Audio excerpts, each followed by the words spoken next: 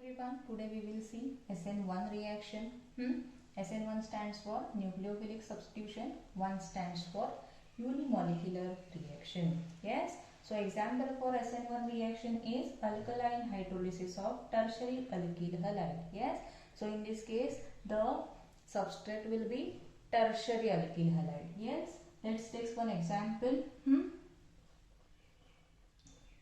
The example for tertiary alkyl halide is this is tertiary butyl bromide. Okay, now consider the reaction of this tertiary butyl bromide with the sodium or potassium hydroxide. Yes, so we'll consider here potassium hydroxide. So as this is the substitution reaction, bromine gets substituted with OH and the product formed will be CH3C. Bromine gets substituted by OH and the product formed will be tertiary butyl alcohol. Yes. Next, the side product formed will be combines this K and Br. Now it will form KBr. Okay. So this is the example for SN1 reaction, and this is the action of aqueous alkali on a tertiary butyl bromide. Yes. Now we will consider the ionic form of this equation. Okay. So this will be, once again we will write the reaction in the form of ionic form. Okay. This nucleophile can be written as OH negative ion. Okay.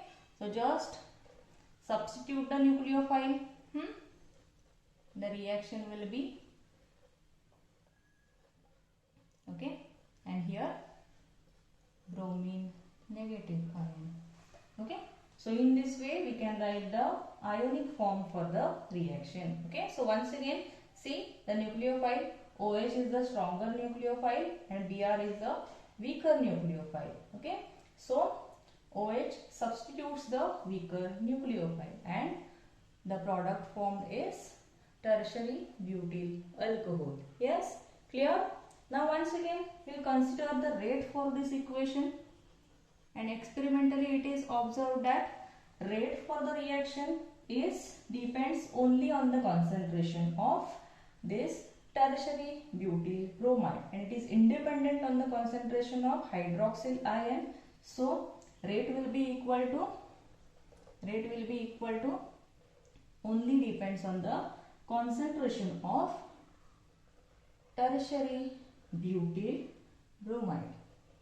Okay, so what it means, the reaction is first order nucleophilic substitution reaction. Yes, because here the rate of reaction depends only on the concentration of one substrate. Yes, clear?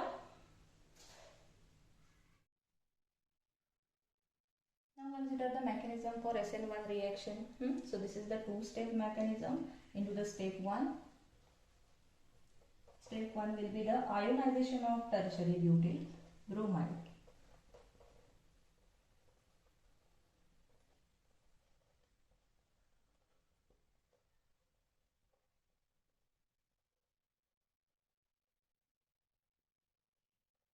Okay, so let's see how it takes place. This is tertiary butyl bromide. Okay, so in this case first this CBr bond breaks and then the formation of COH bond takes place. Yes, so this is the slow step in the reaction. So due to the gradual breaking of this bond, transition state is formed. Okay, it can be shown as this carbon and bromine. This bond starts breaking. Yes, and the charges can be represented as like this. Okay, mention this 3 CH3 groups, CH3, CH3, CH3.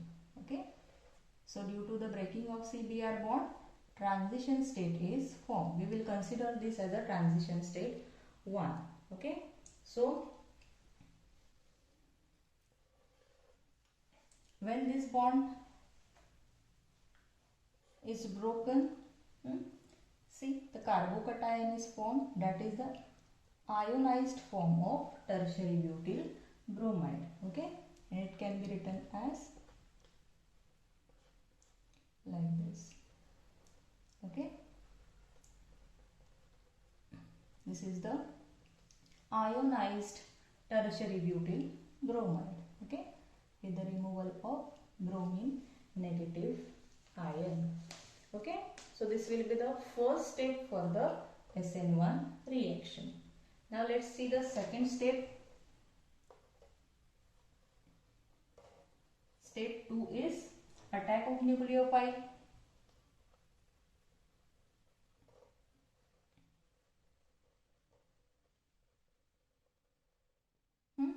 Now once again consider the attack of nucleophile.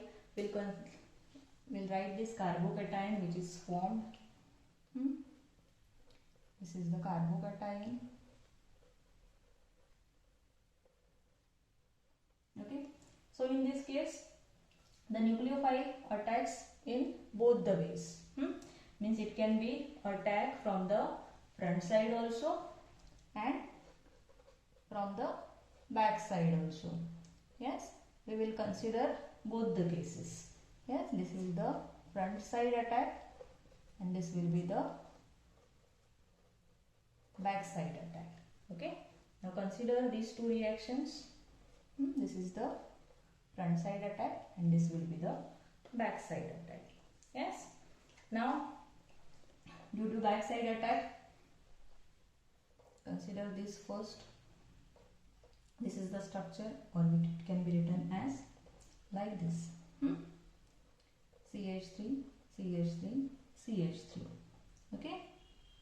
Next, attack of OH takes place from the back side. It can be written as like this. Yes. Delta negative and delta positive charge. So once again here the transition state is formed. Now we will consider this as a transition state second. This will be the first transition state. This will be the second transition state. Yes, clear? And next, when this bond forms, the structure will be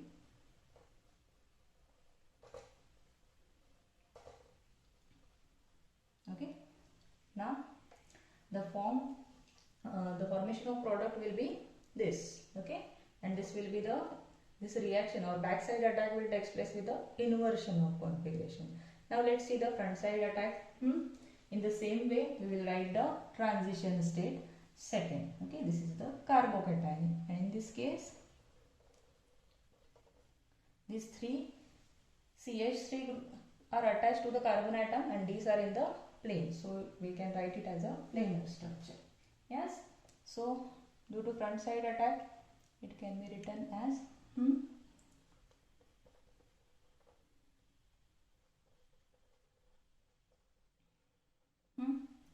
attack of OH takes place from this side. Okay, so this is the transition state 2 is formed. Yes, once again charge distribution can be shown as like this. Yes, so next, after the formation of this COOH bond, the product formed will be it will be once again tertiary butyl alcohol. Okay, now see what is the difference between these two. This product will be formed with the inversion of configuration.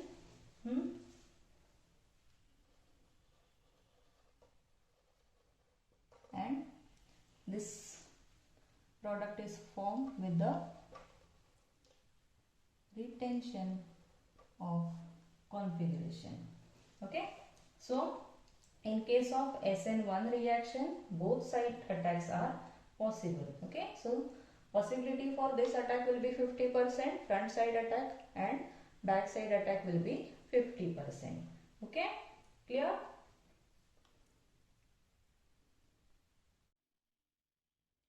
Next, see the energy profile diagram for SN1 reaction. Yes, so it can be obtained by plotting potential energy against reaction coordinate. Yes, so first we will see what is EA. EA is the energy of activation. It can be obtained by this is the energy difference between the reactant and transition state. Yes, as here the this is the two-step reaction, two energy of activations are formed. Yes, because here two transition states are there. Okay, so energy of activation 1 is calculated from the energy difference between the reactant and this state 1. Okay, so here the intermediate form, which is carbocation, it can be shown as like this also. Okay, and energy of activation 2 can be calculated by energy difference between these two, intermediate and transition state second. Yes, clear? So next we will see and once again this is the higher activation energy is shown in the first state. Okay, and here in this case, in the state second, the lower activation of energy is seen. Okay, because this is the slowest step into the reaction and this is the fast step into the reaction.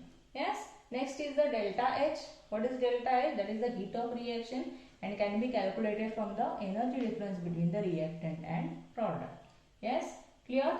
Now in case of multi-step reaction, the slowest step determines the rate of reaction, and in this case it will be the step 1. Okay, so step 1 will also be called as rate determining step or rate controlling step of the reaction. Okay, so in the slowest step only one reactant is present, that is tertiary butyl bromide. Okay, so that is why it is first order reaction.